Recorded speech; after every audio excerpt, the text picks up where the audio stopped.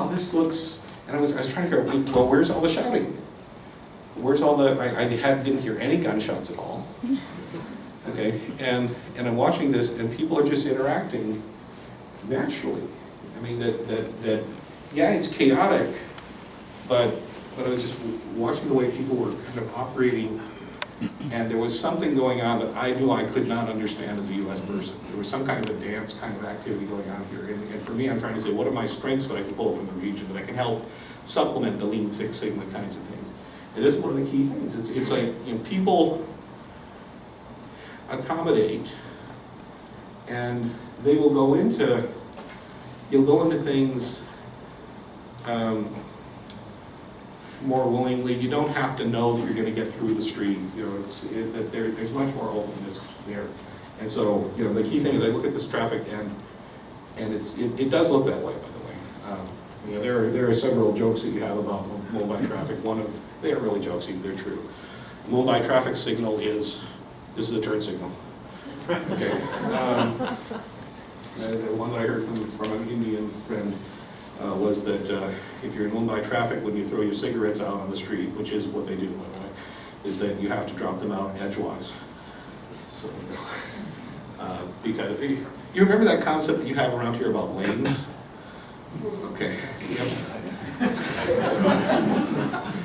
My wife had called me and said, "Joe, she was stuck on the freeway for an hour." And I said, "Really?" And he says, "Yeah, you know, it's a 3-lane freeway." And I said, "Well, why were you stuck? That's actually about an 8-lane freeway if you want to approach it properly." Anyway, so Mumbai traffic works. This is the place that first day, that's where I went to stay. This was where the original guest house I was being put up was at, and I'm in this place, and I'm trying to figure out, you know, gosh, what kind of a horrible place that they put me. And it turns out this is where all the Bollywood stars live. This is Bandra West. This is the posh area of Mumbai. And remember, Mumbai is where Bollywood is, and I can tell you all sorts of Bollywood stories. So any Bollywood movie, any movie made in India has to have at least 3 dance numbers in it. Whether is this not true? Okay. It doesn't. You know, I mean, just imagine the Bourne Ultimatum, where they stop halfway through and they start the production and of course, you know, this is Hindi, so and this is what I get to watch on the televisions. You know, they're always playing the dance numbers from Bollywood movies, and I'm just listening to them and trying to figure out exactly what's going on here. But it's okay. I don't actually have to figure it out. There was one particularly good dance number that a lot of people were jumping around and they, you know, singing, and it was going fish salami, fish salami, fish salami, fish salami, and I thought that was kind of cool because, you know, they have turkey ham and all that kind of stuff. So fish salami, fish salami, and I'm, you know, saying, well, you know, I'll just accept it at what it is, and my friends are over there saying, what? This fish salami. I think they were saying salami ishq, which means salute to love. Oh, well, that sounds like fish salami. Okay. So it's, you know, you take what you hear and you do what you want to. Anyway, so that's the posh area. Now I'm also showing this picture because right over there, that store that's a green store there, that's Nature's Basket. That's where you can buy the foreign food, like Skippy. Okay. They have Doritos. I was able to find tortillas there. Okay, tortillas. Okay, you cannot find a bagel in the entire city, no matter what you do. But I could find tortillas, which is why you know it's the posh area because they actually have foreign food in there. But you basically look at this and say, okay, the fact that something looks like a bad part in the U.S. doesn't mean it's a bad part of town. And the fact that it looks like the place in the U.S. where you would expect to have criminals being, that's not the case at all. That you can walk around any of these places very safely. Okay, you know, high amounts of safety. It's good places to go, as long as you learn how to dance with cars. Okay. Because that's the expectation. All right. Anyway, cultural conditions.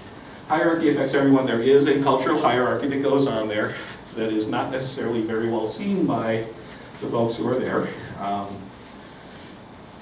Given that I grew up in Detroit during the race riots and so forth, I have a little bit of sensitivity towards particular situations. You saw the Mumbai traffic.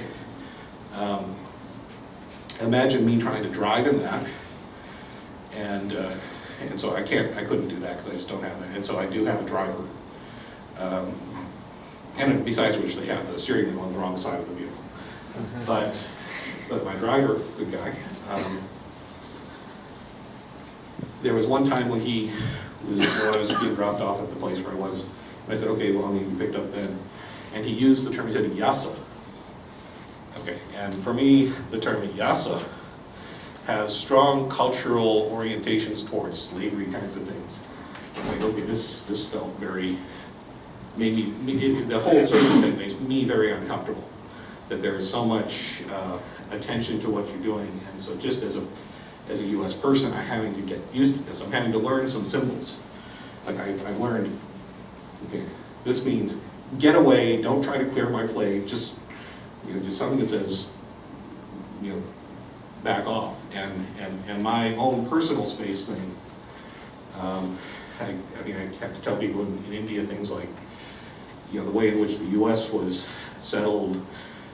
Every time somebody would go and move within a half mile of you, that meant it was time for you to get up and move west.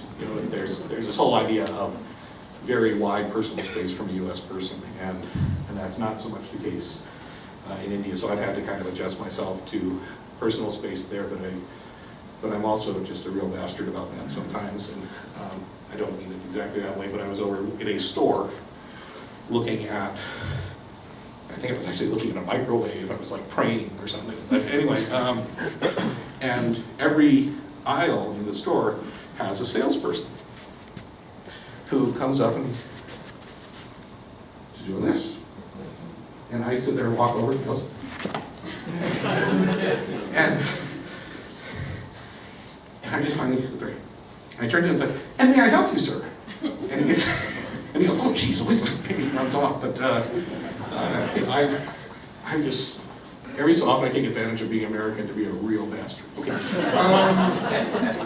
Anyway, there's major diversity. I come in there and I say, here I am in India, and so I'm going to learn me some Hindi. And they said, well, why do you want to do that? I says, well, so I can understand what the guys are talking about here. It won't do you any good, they're talking Marathi. I said, what? It's Marathi. This is Maharashtra. The state language of Maharashtra is Marathi. That's what do you mean, state language? Oh, you didn't know? These are all a bunch of different countries. All the states are different countries. They weren't turned into India until the Brits just had a management problem. And they said, oh, what the hell, we'll just call this bunch of countries one thing. It's kind of like calling it, it's like the European Union.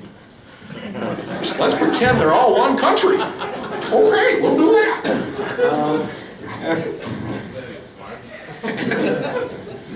And so I said, and I'm realizing that even as, well, what language should I be speaking? Because Hindi, by the way, the official law is that when you go through and you get educated, you are learning your state language, Hindi, and English.